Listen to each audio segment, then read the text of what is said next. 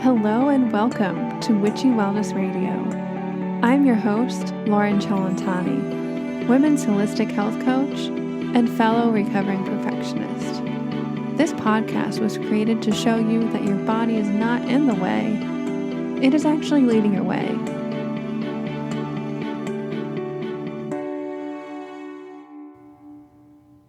Hello, everybody, and would love to welcome you to episode 4 of Witchy Wellness Radio. And today we're going to talk about the link between digestion and letting go or non-attachment. And in this episode, we're going to cover kind of common digestion issues that I see in myself and through clients and pretty much everybody at large, and how it's connected to letting go and maybe signs that you need to let go through your digestion. Second, we're going to talk about what's happening on a deeper level with this not letting go or non-attachment stuff through your digestion. We're going to talk about the emotional, mental, spiritual aspects of this. And lastly, we're going to close with how to let go and bring more mindfulness into every area of your life through your relationships with your food, relationship to yourself, which is your inner world, and your relationships to others or outside experiences or the outside world. So a lot of the digestion issues that I see working with clients isn't because they're not eating the right things. A lot of them are almost eating their entire body weight in kale. And myself included at one point did the same thing, yet they still are bloated constantly, especially after any meal. They have trouble with cramping, constipation, diarrhea, anything and everything, gas related to digestion. But they are doing every single thing right. Everything that they've read, they eat fermented foods, they drink kombucha, but what are they doing wrong? And I've learned that even if you eat the healthiest diet for digestion, if you're constantly stuck in this stressed out mode, which is your sympathetic nervous system, that your body has no time to digest, heal, or rest. So it's very important when we eat to make sure that we're not in this stressed out mode. And when we're in this stressed out, go, go, go, go, go mentality, just checking things off, move out of my way, getting things done, sometimes we don't know how to turn that off. And this correlates directly to your digestion. Even if you're eating, like I said, the perfect meal, that it still can mess things up. And signs that you might need to let go are the digestion issues. It's your gut is your intuition, go with your gut. It's really your second or third brain. Some people even say that your heart is another brain. And I truly believe that when my digestion starts getting mixed up, off schedule, talking back to me, that there's something in my life, usually stress or emotionally, that I am not dealing with. When we're bloated or constipated, a lot of the times, I like to think of it as undigested feelings, especially with like acid reflux, anything like that. We're not digesting something, well, actually physically, the food, but also emotionally. When talking about digestion and needing to let go, one of the first things that comes to mind for me is this concept of body image, because we are very attached to that. And a lot of the women that I work with, and I know women in general, are really attached to the bloating issue and having that flat six-pack physique and not having a belly or flab or muffin top or anything like that. And I'm going to be honest with you girls, after I eat a large meal, I still feel my stomach come out a little bit. But I realize that that's my body doing the work and my body digesting and absorbing all those nutrients. Now, it's only there for a few minutes, hours. After I digest, it goes back down. But I really think it's interesting to focus. I challenge you to kind of ponder this, is why do you want to heal your digestion? Is it a body image thing? Is it to feel better? Is it to improve your immune system? Is it to lose weight? I think with anything, we have to look at maybe what our intention or end goal is, and tied back to this main concept of letting go or non-attachment to that. Because by trying to avoid that bloat or avoid that constipation, we're really attaching to that, and we're actually bringing more of that into our lives. And although I do think health and weight loss and a healthy digestive system are wonderful goals, I think that we should take a step back to figure out why we are trying to attain those. Are we trying to avoid something? Or are we trying to bring something that's better into our existence? And I really like to just view the digestive system and the gut as the emotional, intuitive center or meter. Because when you're eating healthy, you're eating healthy and your digestion's good. Twofold. You really feel like you're connected to the flow of life. Everything's great. And I'm going to go there. Is there nothing better than a wonderful bowel movement? Seriously. From, if you're constipated or if you had diarrhea, anywhere of the extremes to having this wonderful bowel movement. The emotional release, the ease of everything. I kind of wish life in general always feels like that. And I think that our digestive system is speaking to us based on how connected or disconnected we are from life, from our higher selves. I mean, I talk about and teach how to connect to that part of yourself, your intuitive guidance system. And the digestion is a huge part of that. And I mean, if we think about it, the literal purpose of our digestive system or bowel movements is to release the things we no longer need. Release all the gunk, the junk, the crap, to get it out and not hold on to things that are no longer serving us. Because I know I'm not the only one when I say that. We like to stuff down our emotions to a deep, dark place in ourselves. Or we also are holding on to the past severely with like a vice grip and have a fear of letting go, because if I let go of that one good thing, then where's the next good thing going to come?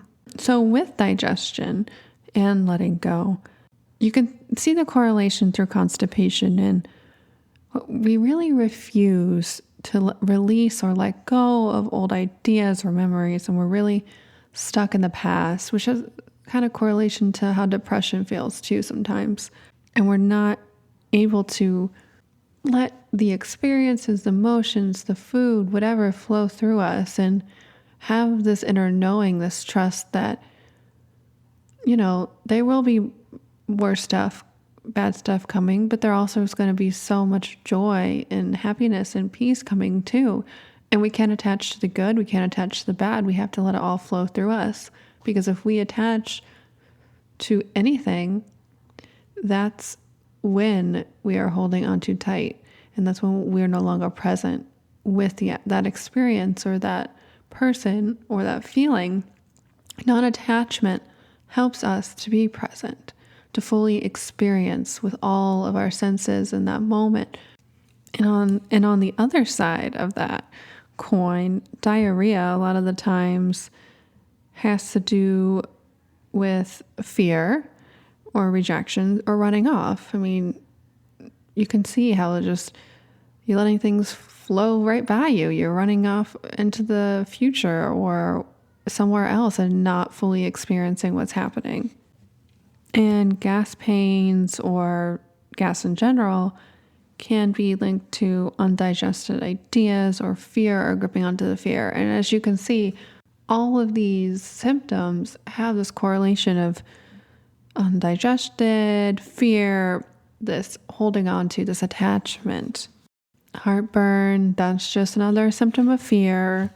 Indigestion, this is a big one. This is a gut level fear, something very deep and visceral inside of you. Dread, anxiety, gripping and grunting and holding on to whatever's scaring the shit out of you. And you can look back to a time, or maybe now, when you do have a lot of fear around something, or you do have a lot of anxiety around something. What's the first thing you notice is your digestion system, your stomach, your throat, your bowels. They change, they react, they freak out, and they let you know what's going on. And as you may or may not have already gathered, that digestion and this non-attachment and letting go are all really tied to the first three chakras. The root chakra, sacral, solar plexus. Solar plexus literally is your gut reaction, and it's your center of your intuitive power, your inner willpower. And the first three chakras deal with your own personal view of the world and your own shit you got to deal with, because you can't get up into the higher levels of consciousness or the higher levels of yourself if you don't go through the mud and the gunk of the first three chakras. And the yogis say that the farthest leap that you'll ever make is from your solar plexus to your heart. So that leap of faith across your chest to your heart. And when you get to that place in yourself to your heart, that's when you go from your own shit and and your own inner being and wellness and peace to start spreading that love and helping other people into compassion and being outside of yourself. But for today's sake of discussion, we are strictly talking about mainly solar plexus, but the first three chakras and how that relates to the dread and the fear of the new and the inability to assimilate the new, and all sorts of relationships to your stomach and your digestion. To dive a little bit deeper into the chakras and kind of what they mean, the root chakra is related to your safety, security, relates to nonviolence and surrendering. The sacral chakra relates to approval, truthfulness, and then when you master this chakra, you start asking, let me serve you. And the third chakra, the solar plexus chakra, relates to non-stealing, non-excess, non-possessiveness. And when you really master this part of yourself, you're able to be vulnerable. And all these descriptions of the chakras come from the yamas and niyamas, which is kind of the ethical guidance system of yoga. And a book that I would highly recommend that kind of dives deep into all of these is called The Yamas and Niyamas, Exploring Yoga's Ethical Practice by Deborah Adele. And I will link that up in the show notes, but it is a short read, but nonetheless very powerful and practical way to relate all these yogic practices to your life. And yoga is not merely just a physical practice. There is actually 8 prongs in that entire yoga wheel, and the physical practice is just one of them. And yamas and niyamas are an additional 2 prongs of that wheel. All right, so let's jump into what's happening on a deeper level. What's happening on a deeper level with not letting go or this attachment. Through your emotions, through your spiritual aspect, through stress, through digestion. How I view non-attachment is the ability to let go of an old pattern, idea, thought, person, place, thing, food, anything. And not to hold on to that past experience, person, whatever happened to you.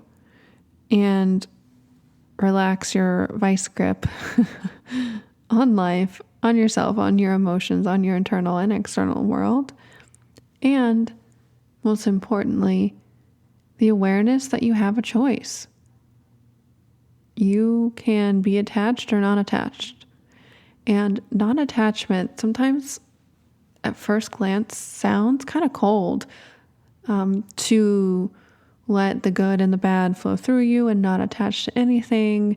It sounds very yogic, I know, but I mentioned a little bit earlier in the episode that this allows you to be fully present with the present moment and fully experience what's actually going on for the good and the bad.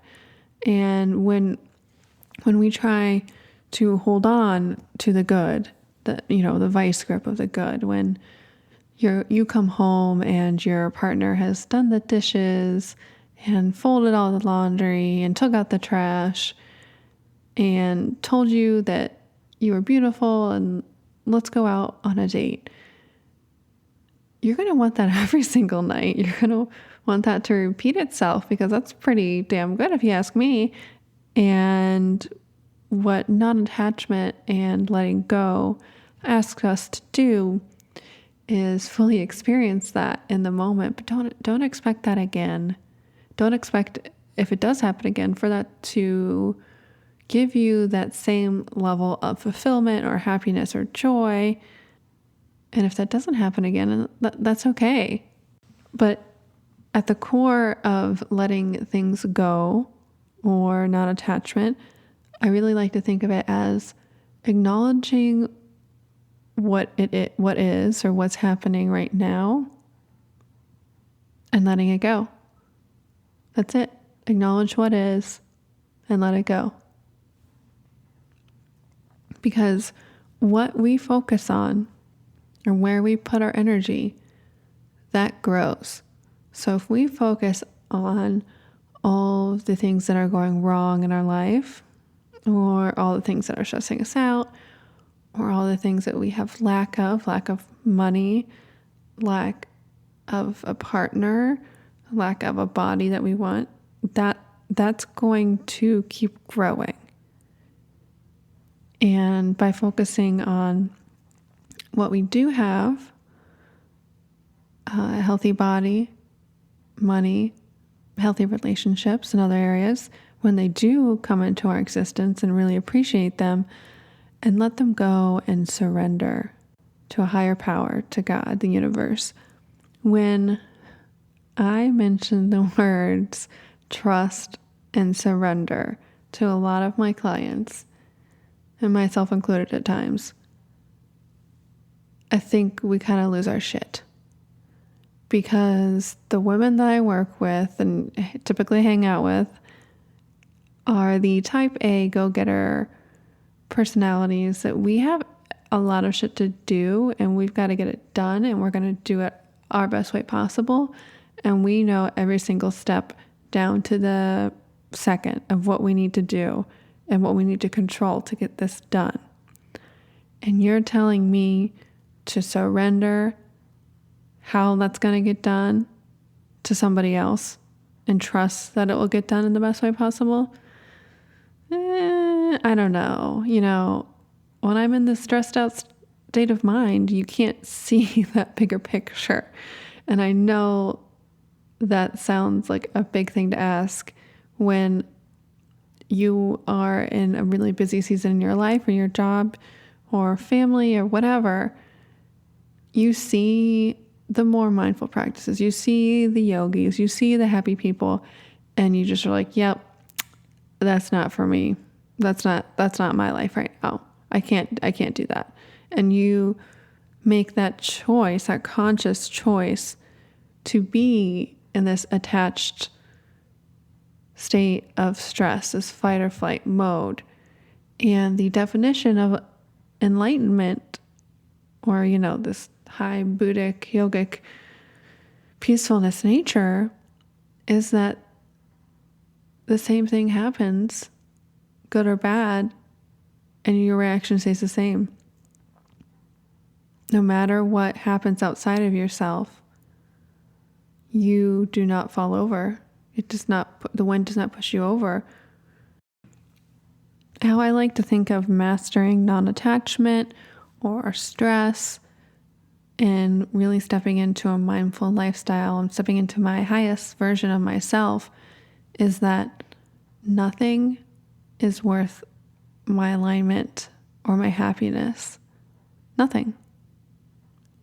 So when you shift your perspective to my highest priority is my happiness, taking care of myself, and not I've got to get all of this stuff done.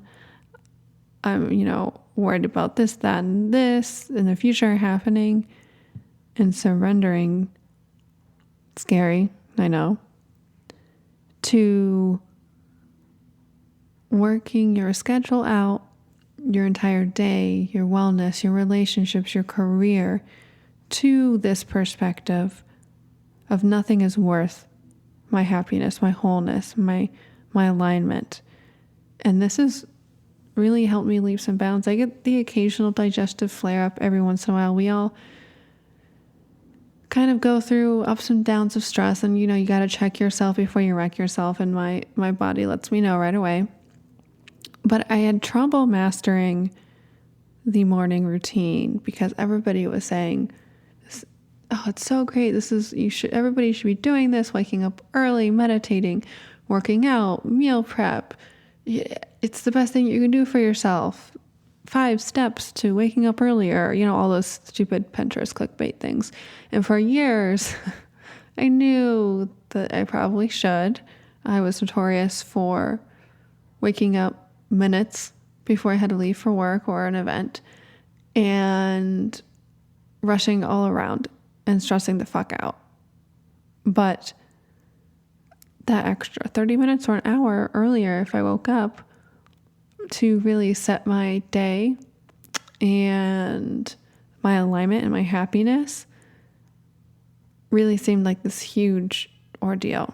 But when I actually started doing it and actually felt the feelings, I realized that this lesson of my alignment is not worth anything.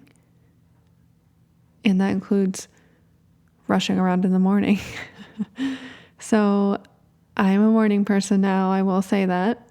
I don't say it as a badge of honor, as if you should do this yourself. But for me, this is what my body really needed, my body, mind, and soul, to wake up early, meditate for 20, 30 minutes at least every single morning, and typically doing some type of movement, embodiment work like yoga or working out or running, and slowly kind of getting ready, taking my time showering, getting my food prepped for the day, because the rushing around was stressing me the fuck out.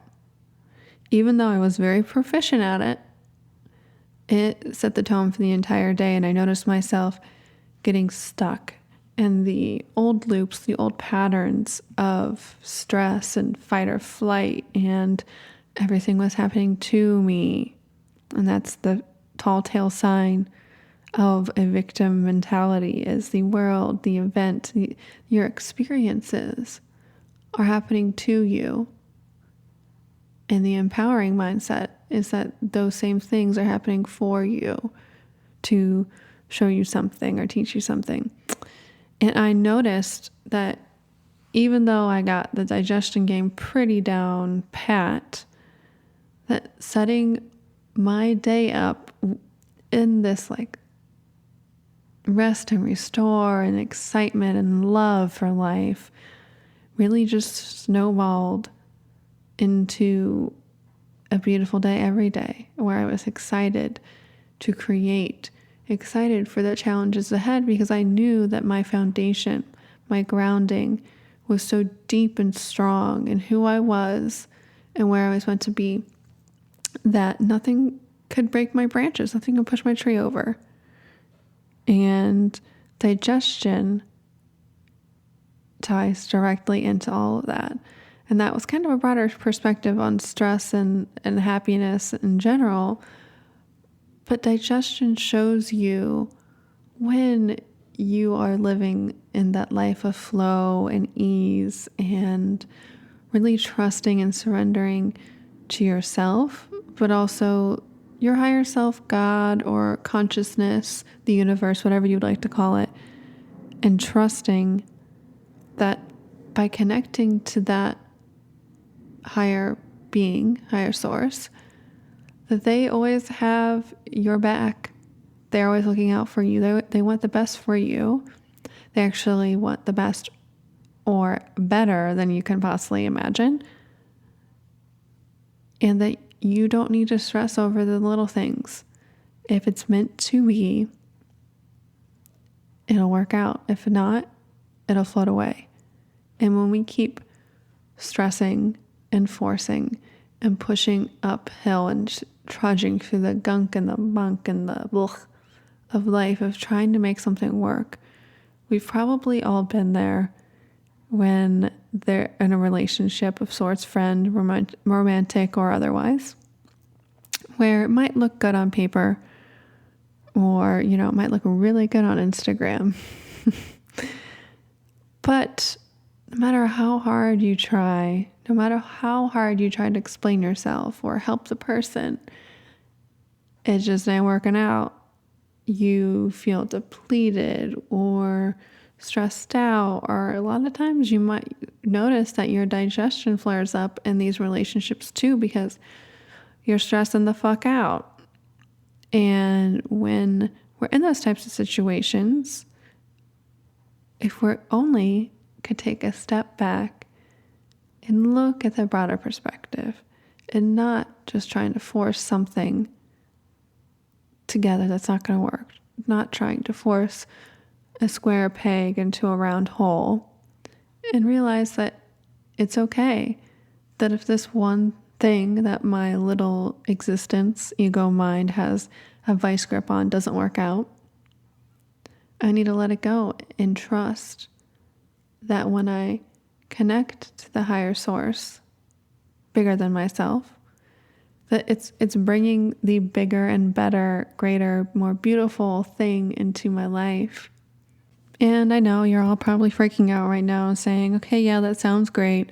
Sounds pretty woo-woo, but how is that practical? How am I going to do that? Everybody's like, just trust, surrender, let go, release, not attachment. But how is this going to hit the pavement, Loren? How am I going to implement this through my digestion, through my relationship with my food, to myself, and to other people and experiences? Well, my friend, this is the last section of the podcast today where we're going to dive in and discuss those topics right there. Is how can we learn how to let that shit go every day and all day? But more specifically, we're going to talk about real tips and tools and tricks that you can do today with your relationship to your food, to yourself, your inner experience, your mind, how you're thinking and interpreting the world and others outside of yourself, your outer world and experiences. So with the basis of knowing now that you have to be in this like Zen mindset, in this rest and restore parasympathetic nervous system mode to be able to fully digest and assimilate and absorb and release all of the yummy nutrients that you eat and put into your body, we are going to talk about how to implement this into your relationship with food. And I think one of the bigger things that has gotten lost with the past few generations is prayer, especially before a meal. And being raised in a Catholic family, we always had the same prayer that we would say every single time before we ate a meal. And for me personally, maybe this is different for other Christians or Catholics or other people of religion, the feeling or the meaning or the expression behind those words was quickly lost. I just was saying the words to say the words to get it done so I could shove food down my mouth, which is not the most mindful way in relationship to your food. But I challenge you to, you can say words or think words if you want, but really take the time, turn off your phone, turn off the Insta, the computer, the TV, even just for 5 minutes. I really try to pressure my clients to do 5 to 10 minutes of just eating, if they're eating alone with no distractions. Sit down with your food in front of you, preferably with both feet on the floor, uncrossed, sitting up straight. We're really preparing ourselves for meditation of sorts. I like to place my hands maybe around the bowl or the plate or above it, whatever I'm eating, and just take a few deep breaths. Breath for gratitude for whoever made the food, for yourself if you made the food, for the farmers who grew the food, for the food itself, for the energy that it's going to provide you with, for the tools that it's going to enable your body to do, the things that you're going to be able to see and feel because of this nourishment that's going to enter your body. And just be present with it. And however you want to say it or feel it, really soak in how thankful you are for this food and what it's going to provide you with, but also that it's going to provide you with a few moments of quiet, of stillness. And this can take just a few seconds. Like, I maybe max 30 seconds. And occasionally, even out to dinner or eating with a bunch of friends, people might look over at me and kind of, what are you doing over there? And I'll explain to them, I'm just really setting the tone for my meal for myself, but also saying a little thanks, giving thanks for what's about to come into my body.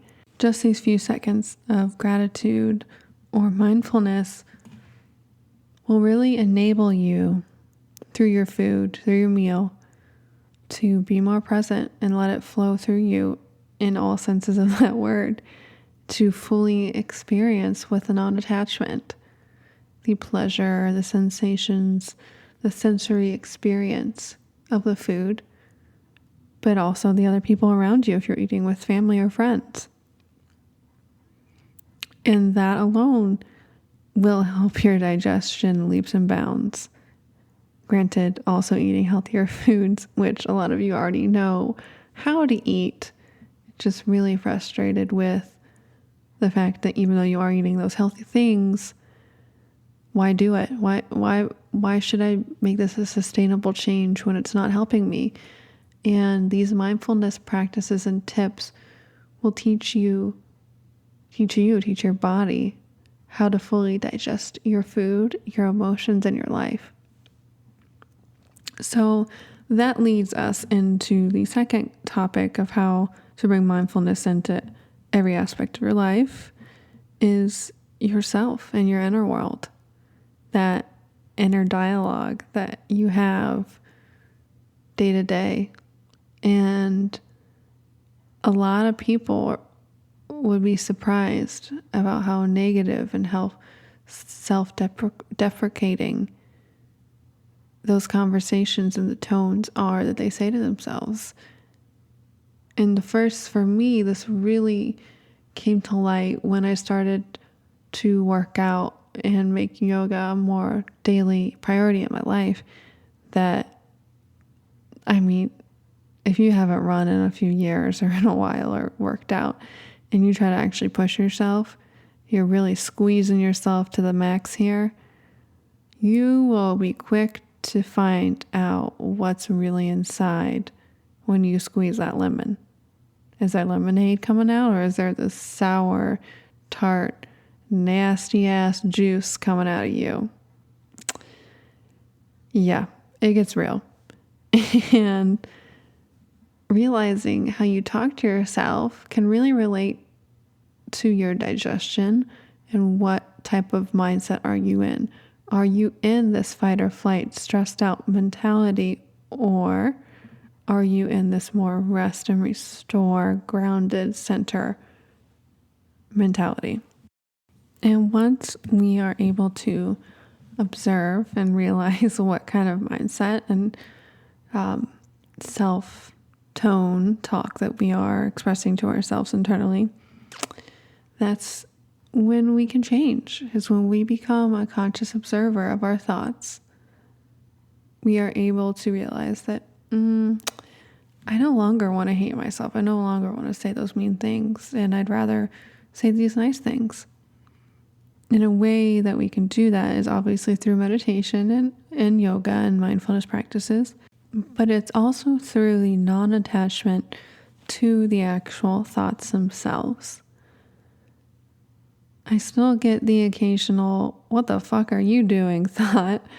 And it's just like, okay, great. Thanks for letting me know. I'm going to keep moving on. I like to think of that ego or self-negative talk as kind of a barking dog at the mailman. The mailman's coming up to the door. The dog's freaking out. He's barking, throwing a fit.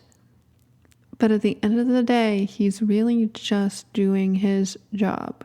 He needs to do his job to be able to be happy. His job is to try to protect you, let you know what's going on, etc. And it's the same thing with your ego or your negative self-talk kind of mentality, is that it's just trying to do its job. It's trying to warn you of the dangers ahead. And sometimes it's doing a really fucking good job at that and turns into a whole snowball of anxiety and fear. And that can come out through your digestion. As we talked about before, digestion and letting go all tied to crippling fear and holding on to things that are no longer serving us.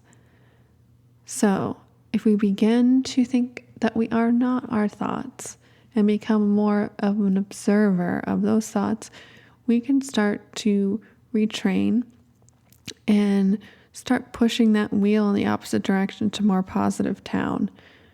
And when we can do that, we can start to thank those barking dog thoughts, saying, thank you for doing your job. That's wonderful. I hear you.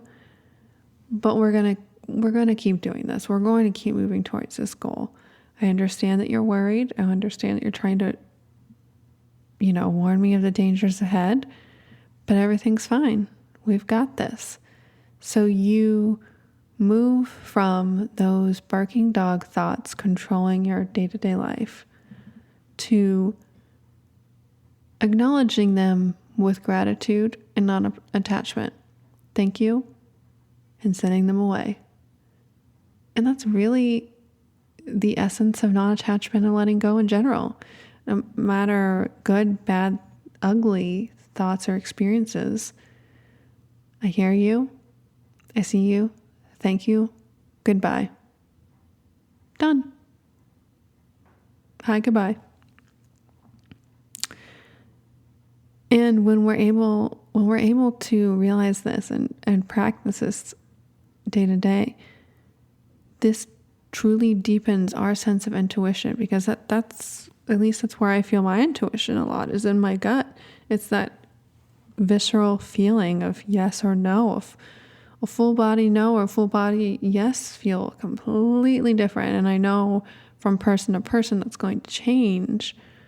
But when we deepen this trust to ourselves and to our higher selves, and the awareness of that barking dog ego mind, we're able to discern and figure out who's talking, who's intuition, who's the barking dog, and where to go next. What's the next step? Maybe you won't know the end goal and every single step how to get there, but you will know based on how it feels what the next step is, no matter how it looks.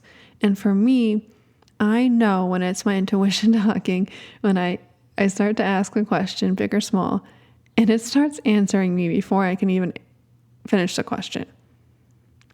A lot of times I use this for what I should eat next, do next, and by the time I ask it, it's already saying no. Yes. And it's very simple and it's very direct. And for me, the barking dog or the ego or the negative self-talk or the fear, it might start answering quickly, but it's very scattered.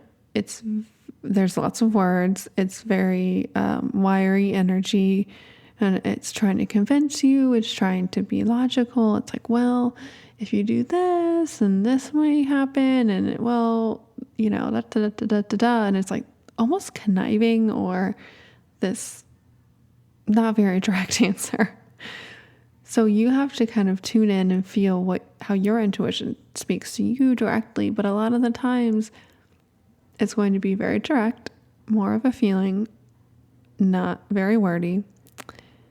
And the barking dog ego, fear-based mindset is going to be kind of freaking out, kind of feels more anxious, and it might sound more logical at times and trying to convince you of things, but your intuition's always going to be very direct. Okay, so now that we kind of got our basis on the food and our inner experience and our intuition down, we're going to end with how to tie all this into your outer experience or relationships with other people or your outer world. And I think I started off with the food and the inner stuff first because I really feel like those are the foundational baby step practices to how we really interact with the outer world. Because although we can be very negative internally, it's only going to be perpetuated at the outside of ourselves. So how we feel internally is how we're going to perceive the world and how we are going to attach and cling onto the world. Because if you're not happy inside, you're going to cling and attach to things that make you happy, and you're going to have almost a neediness for more of it, but for the same thing to do it again. So you start off with 1 coffee a day, and you end up a few months, few years later, 5+ coffees a day, because you're still running for that same feeling, for that coffee to provide you with, because you don't have that already inside yourself. So with the outer world, we got our intuition kind of in tune here, and something bad happens, something good happens. What we want to do is tune back in. How is this feeling for us? Is this feeling like a full body yes, go forward with this experience, this person? Or is this feeling like the more illogical, freaking out, trying to convince barking dog? Either way, we're going to make a decision or interpret an experience, or maybe just feel an experience, because I know a lot of you listening are deeply empathic people. And I know just watching the news or hearing about something or watching a movie, you feel all of it deeply. And I do too. I'm such a crier for movies. You might cry at the silliest things, but you really feel it all. And that's such a great gift. But we have to learn how to let go. We need to learn how to let go of all those feelings. And it's not to mute your experience or diminish what is good. Like I said before, it's simply allowing you to be more present with what's going on, with what you're feeling. And no matter what happens externally, whether it be political environments or a relationship or a career, that nothing's going to sway you. That your happiness, your security, your value are all coming from internal sources, from yourself, from your higher self. That all of those wonderful things are inherent to your well-being. We are all born pure divine creations of God, that we just have to remember that our natural state is happiness. And no matter what happens, it's not going to sway us too far off to either side of that meter. Yes, we can experience deep, deep, deep joy and experience deep sadness and sorrow. But how long is it going to take you to get back to equilibrium, to your natural state of joy?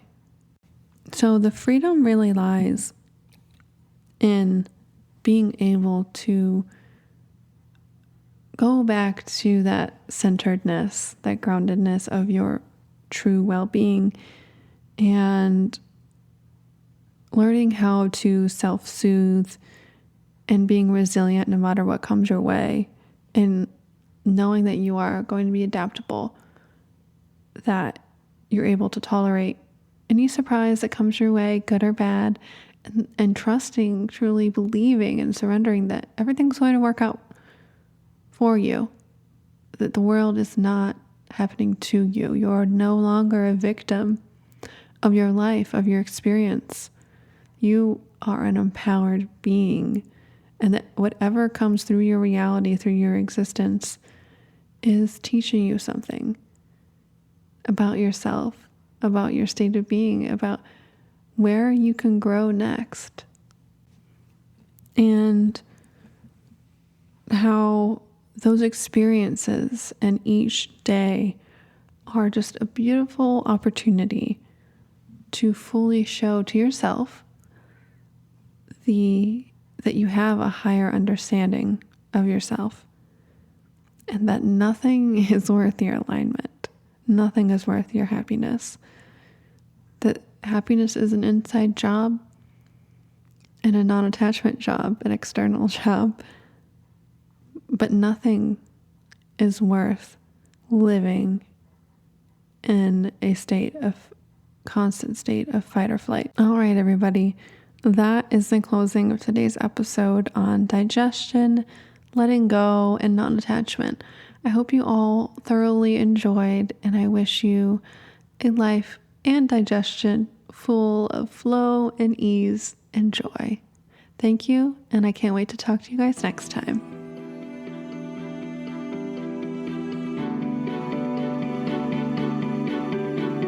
And remember, open up, surrender, trust, and let your body lead the way. Hey guys, like what you heard today and want to hear more and don't want to wait until the next podcast comes out? Head over to lorencellentani.com/freebie-download to sign up for my free monthly meditation series, Let's Meditate. Now, I only email about twice a month, and one of those always includes a free meditation, which means each of those emails is packed with juicy info, like latest news on the Witchy Wellness Radio, my new blog post, and of course the free monthly meditation series, Let's Meditate. And lastly, exclusive openings for email list subscribers only to work with me. So head on over to lorencellentani.com/freebie-download for this month's feature freebie meditation, which means you can download this month's meditation instantly and not have to wait for the next month to be sent out. Instant download means instant healing. Thanks, and I hope you guys enjoy.